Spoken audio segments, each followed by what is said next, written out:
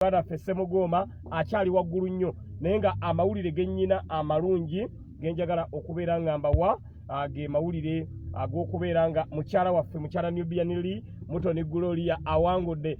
Congratulations my sister Mutoni Gloria awangudde with 95%. Kate yenkanenkane ne Mr. Update percentage gye nawangulirako.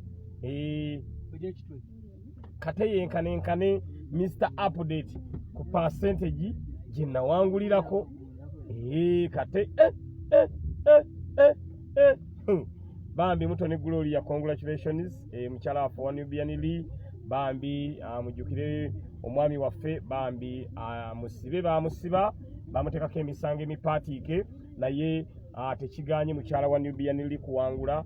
Bambi mwenna ababeereddemu omukyalo oyo mumunoonyeza akalulu mu kampeyiningirako mwebale nnyo mwebalire ddala. Mr. Update akalu ka mukyala Nubian ateeko nkabaddemu 9 kuba Nubian wange nnyo nkabaddemu 9 akalu k'abasibe akalu k'abasibe okuli muganda ffe Nsubuga Muhammad nako nkabaddemu 9 akalu k'abasibe okuli Jamira Kalyango omuwala oyo naye bambi bamukwata nako nkabaddemu 9 waliwo omwana waffe gwe bayita Waswa oba akola ku lujjuliro oba ku kyoto ndowooza akolera ku ezo ogundi 2 naye awangudde. Kati gwe nninda okumanya ye Siita Uganda oyo sinaba kufuna updates ye ne immediately bwe njifuna eya Siita Uganda ngenda kuba njibategeeza sinaba kugifuna eya Siita Uganda naye nga Mutoni Gloria ekintu akikubye. Congratulations Mutoni Gloria, thank you so much. God is good all the time, God is good. So yembeera bwete bweri mukyala Dani Kyeyune naye update ye sinaba kugifuna naye nako nakabaddemu ku makya n'empitayo jukira obwedda ngusamba overlap bwembeerako mu Kawempe North ate bwe ngendako ne mu magombolola amalala okwongera okulaba nga obululu bwaffe tubukuma bulungi nnyo naye nga sofa amagombolola gonna 5 agakola ekibuga Kampala NUP ekyali waggulu nnyo. Amagombolola gonna 5 agakola Kampala NUP ekyali waggulu nnyo gonna amagombolola 5 agakola ekibuga Kampala NUP ekyali on top. NUP is still on top ku magombolola gonna agakola Kampala. So kyassanyu nnyo okubeera nga NUP etubeereddemu nnyo. N'ekirala kyenjagala okubategeeza olunaku olwaleero newandegeya Bagonza Thomas naye awangudde. Bagonza Thomas naye amaze okubeera nga awangula. Oyo no ye chairman wewandegeya ye chairman omuto asinga mu ggwanga Uganda naye awangudde gwe bayita Bagonza Thomas eyo wini naye tugijjeyo. NUP tuweze bwezi. Update gyenjagala endala okubawa ye update ey'olunaku olwaleero nti High Court egambye nti immediately mu bwangu ddala poliisi n'amagye n'ebitongole by'ebyokwerinda bive ewa mukama waffe Robert Kyagulanyi Ssentamu. Era tubadde tusuubira abantu abo okubeera nga bateeka court order mu nkola because ebadde order ebalagira nti immediately muve ewa President Robert Kyagulanyi Ssentamu asobole okubeera nga akola ki alya butaala. Enanga bw'abadde ku mikutu gya TV egimu n'agamba nti ekituufu kiri nti tugenda kuvaayo naye ne wetwogerera wano abasajja abo bakyebunguludde amaka ga pulezidenti waffe owa Uganda ddako bakyaliyo bakyebunguludde ewa pulezidenti waffe owa Uganda. Actually pulezidenti waffe yalondebwa abantu bwe ngamba ddako ate mbanga ngamba wali akalu akalamu, sorry for that, but gakyebunguludde ewa pulezidenti waffe owa Uganda alindiriddwa okubeera nga alangirirwa. Like it or not Kyagulanyi balina okubeera nga bamulangirira. Era kye twetaaga kwe kulaba nga bakandidati baffe bonna aba NUP ku mutendera gwa LC3, ku mutendera gw'obwa meya, ku mutendera gw'obwa MP, ku mutendera gw'obwa chairman, ffenna tuwangula bwe tumala tuteekewo battle egenda claiming our victory, egenda claiming the presidential victory, because our president won with 95%. Yawangula ne 95% respectively, but up to now talangirwanga ku bawanguzi. That's why twagala okulaba nga mu ngeri emu oba mu ngeri endala Honorable Robert Kyagulanyi Ssentamu tuteekawo battle, tuteekawo embeera yonna abenga asobola okubeera nga alangirirwa ku bukulembeze bw'eggwanga Uganda because akalulu ako yakawangula ensi yonna ekimanyi. Ensi yonna ekimanyi Robert Kyagulanyi Ssentamu akalulu ako yakawangula. Nolwekyo update zenjagala okubeera nga mbawa nti abasajja bakyalemedde mu maka ga pulezidenti waffe Robert Kyagulanyi Ssentamu, era bwe twogerera amakubo gonna agakonectinga ewa Robert Kyagulanyi Ssentamu gakyaliko bimmamba, gakyaliko amagye, gakyaliko military. Tetumanyi kigendera ky'abasajja abo ate nga bagaye bagenda kuteeka court order mu nkola. So up to now tetumanyi lwaki bakyali ewa mukama waffe ng'ate bagambye ekiragiro kya kooti bagenda kubeera nga bakiteeka mu nkola. Nolwekyo yembeera eriwo era twagala okulaba nga tuteekawo embeera yonna okulaba nga abantu abo bava ewa pulezidenti waffe because kooti bw'eba ebagambye immediately bave ewa pulezidenti tetumanyi nsonga ate lwaki bakyaliyo. Nolwekyo tubeetaaga mwenna muve ewa pulezidenti waffe tulabe nga ate mu ngeri emu oba endala pulezidenti waffe abeera free because ago makaage si Komera. Ago makaage si Komera. Nolwekyo muyina okurespectinga court order ne mugiteeka mu nkola because Honorable Robert Kyagulanyi Ssentamu yabawangula akalulu era kyenjagala okubagamba Robert Kyagulanyi Ssentamu ffenna wano tukimanyi nti ye pulezidenti wa Uganda aliko. Ye pulezidenti wa Uganda aliko. Nolwekyo ekyo tukimanyi 100%. Era kyenkubiriza abantu mwenna kyemulina okumanya pulezidenti waffe owa Uganda addako bato tulina okugiteekawo okulanga pulezidenti waffe alina okubeera nga alangirirwa with immediate effect. Alina okubeera nga alangirirwa with immediate effect because toyinza kugamba nti ensi yonna eggwanga lyonna aba NUP bawangudde ate pulezidenti Robert Kyagulanyi Ssentamu n'abanga teyawangula. Bannaye naye bambi byabakama weerabisizza nnyo. Bannange ebibisiŋŋana niyo boofunda ne kigundu ate ono yeeswazizza nnyo. Ono yeeswazizza nnyo kubanga Robert Kyagulanyi Ssentamu yawangula buli wamu. Ne Mwami Museveni waalondera Erushere Robert Kyagulanyi Ssentamu yawangulawo. Can you imagine?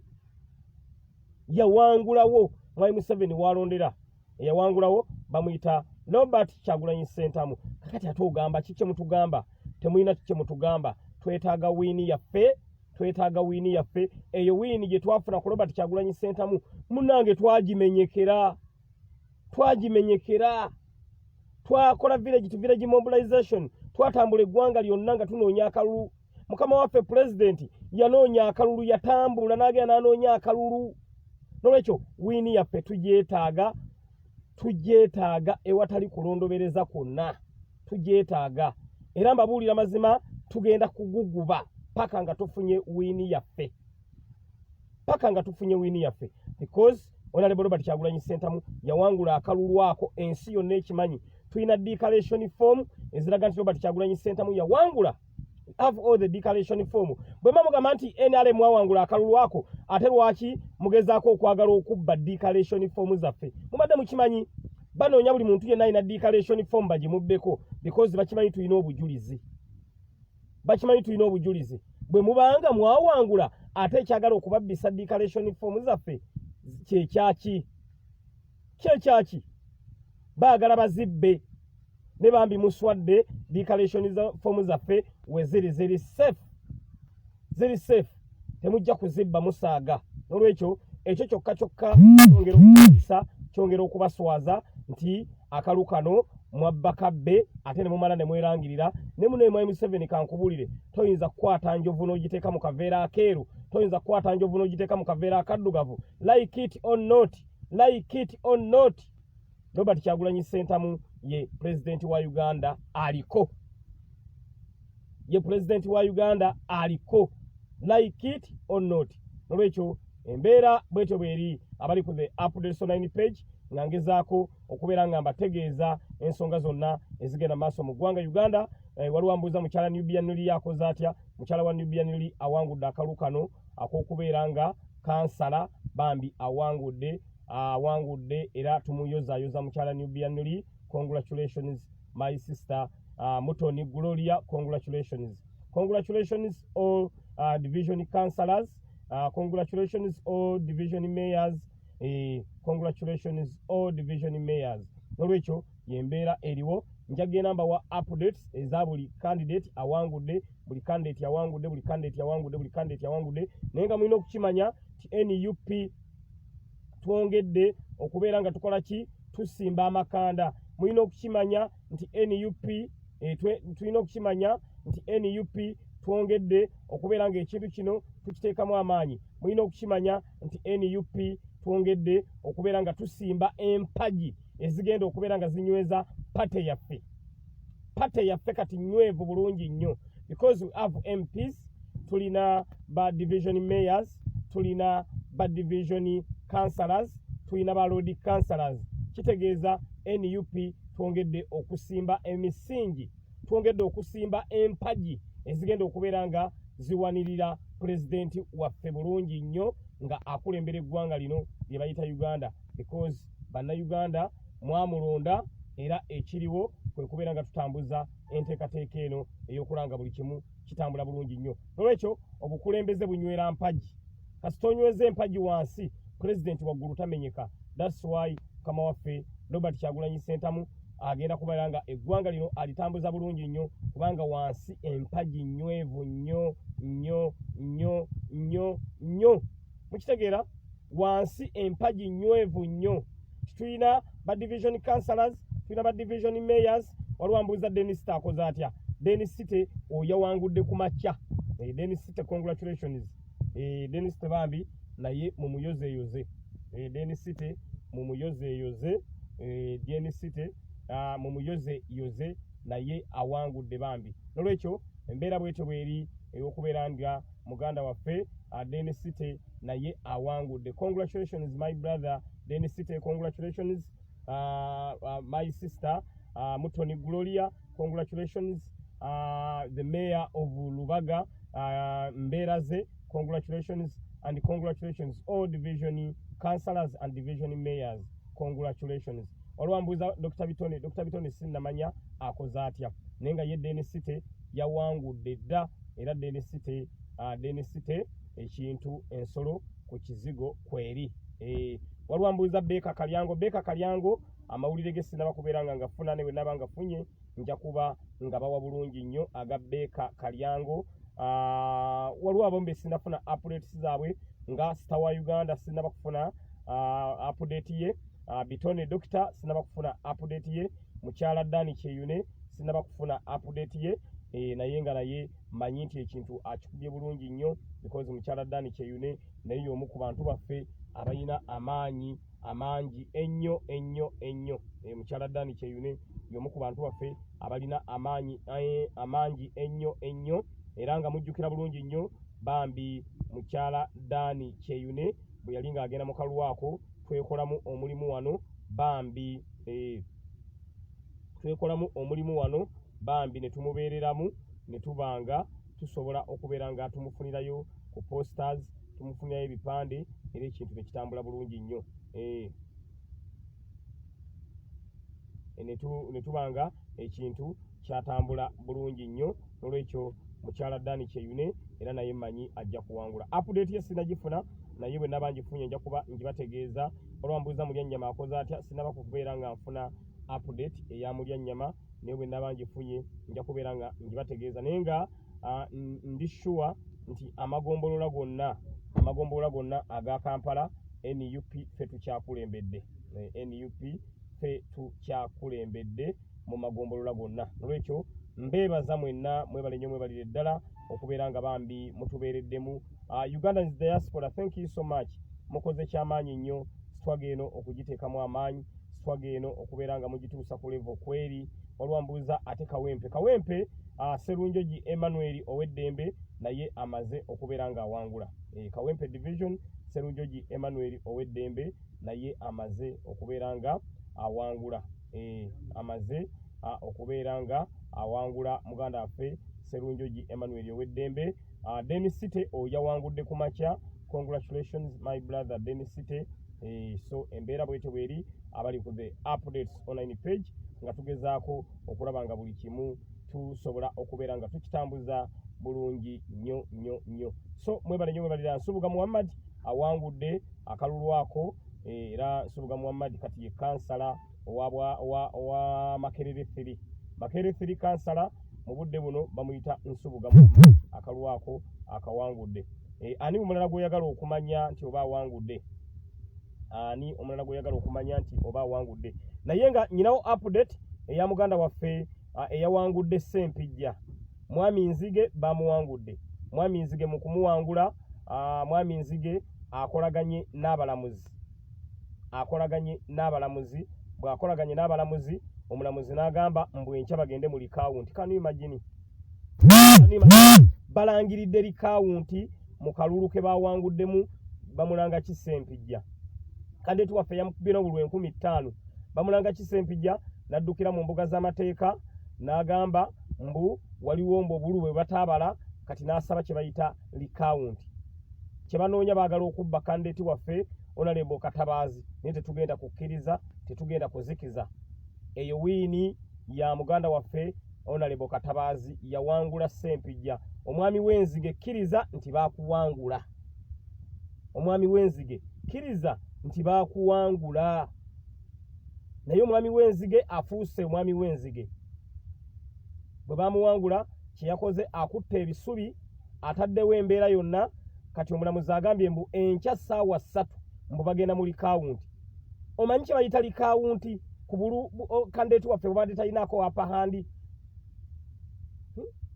Obululu obwo kandeti waffe ayita bulinaako apahandi.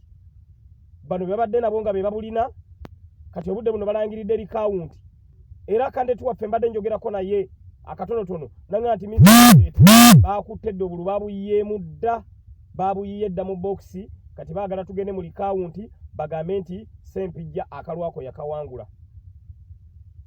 Nenga ow'ekitiibwa omulamuzi muganda waffe Katabaazi Honorable ataddemu okujulira kwe ng'agamba bannange ŋŋaana likawunti, n'ateekayo okujulira, n'ateekayo apiiru. Omulamuzi apiiru agobye engobe n'agatwala eri apiiru yo tetwagala. Era kye bakoze ne bagamba nti enkya bagenda mu likawunti essaawa 3 ku kooti e Masaka. Omanyi kye kitegeeza ekyo? Omanyi kye kitegeeza? Enkya saa 26 terubeera public holiday. Mumpabule mu bannaaye. Enkya 26. Nuza si public holiday. Naye enkya bwe banga public holiday, nga mukwano gwangu waliwo ng'embwe enkya public holiday. Omanyi nze sikyabimanyi ebya gavumenti ya Mwai Museveni. Sikyabimanyi. Oba public holiday oba si public holiday sikyabimanyi. Twagala Honorable Robert Kyagulanyi Ssentamu ng'amaze okubeera ng'alayizibwa tuteekewo ennaku eza public holiday ezitegeerekeka. Naye kati Mwai Museveni public holiday z'ateekawo za kiyaaye zonna tezitegeerekeka. Ne waliwo ngambye nti enkya public holiday Mr. Update ku public holiday court tezikola. Kijja kitya? Omulamuzi n'agamba nti enkya walina okubaawo likawunti. Enkya walina okubaawo likawunti mu kalulu ka muganda waffe Katabaazi eyawangudde Ssempijja. Ssempijja bamuwangudde naye agaanye okukkiriza. Bamuwangudde agaanye okukkiriza. Nolwekyo bwana Ssempijja, like it or not, kkiriza nti baakuwangudde, odde ebbali oleke kandeti waffe asobole okubeera nga atambuza ensonga. Naye nga tulina diala form eziraga nti muganda waffe Katabaazi yawangudde era asinga Ssempijja obululu 15,000. Naye amawulire ge tufuna baleka baagala kuddira gattemu obwo obululu 15,000 bongereko n'obulala 13,000 baddemu okubala nga muganda waffe Katabaazi bamubbye akalulu. Ndowooza mukiraba enkya public holiday. Likawunti ki ebeerayo ku lunaku olwa public holiday? Ndowooza mulengera. Prosesi yokka gye bayiseemu okubeera nga batambuza enteekateeka eyo ey'okulaba nga bagamba likawunti eddusa emisinde ejja yiriyiri. Kati kooti zikola ku public holiday. So ninze enkya ndabe nga kooti ekola ku public holiday enkya nga bakola likawunti eya Katabaazi nga bwe bagambye essaawa 3 ez'okumakya. Tomorrow is public holiday. Ne can you imagine? Mbwe enkya likawunti. Nolwekyo tetugenda kukkiriza muganda waffe Katabaazi yawangula akalulu ke, tetugenda kukkiriza kubeera nga akalulu ke kabbibwa. Tulina DR forms eziraga nti